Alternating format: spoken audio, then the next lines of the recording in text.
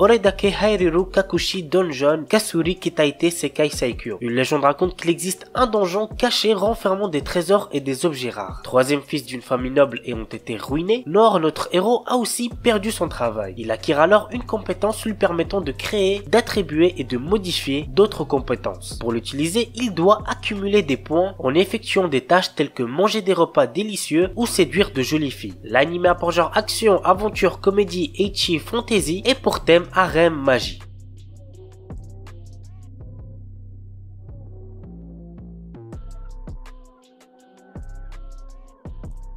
Tatoeba Last Dungeon. Nous suivons les aventures de Lloyd, un garçon téméraire qui souhaite devenir soldat dans la capitale. Après avoir convaincu la mère de son village, il part à la capitale pour réaliser son rêve en intégrant l'académie militaire. Le début d'une longue série de péripéties pour Lloyd et ses compagnons. L'anime a pour genre action, aventure, comédie, fantasy, shonen et pour thème démons, magie, militaire, monstre.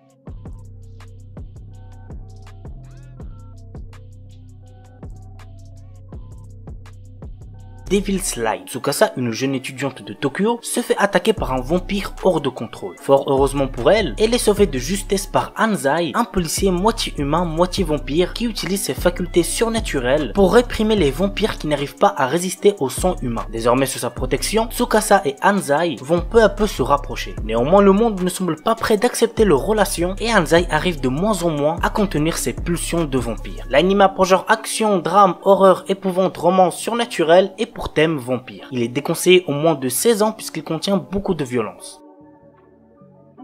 Yufukashi no Uta. Koyamuri est un adolescent qui croise une nuit la route de Nazuna Nanakusa, qui est une vampire. Souhaitant devenir lui-même un vampire, il sent que le moment est venu lorsque Nazuna l'invite à passer la nuit dans un bâtiment abandonné. Lors de son réveil, il constate qu'il n'est pas devenu un vampire malgré les nombreuses morsures qu'il a au cou. Que veut réellement faire Nazuna de Ko? L'anime a pour genre comédie, fantastique, psychologique, romance, ecchi, slice of life, engage kiss. Shu, notre héros, est à la tête d'une petite entreprise, mais il est toujours fauché à cause de son côté dépensier. Kisara, qui fréquente les locaux de la société, est constamment inquiète pour son bien-être et s'immisce peu à peu dans sa vie, ce qui ne semble pas vraiment plaire à Ayano, l'ex-petite amie et collègue de Shu. L'anime a pour genre comédie, romance et pour thème travail.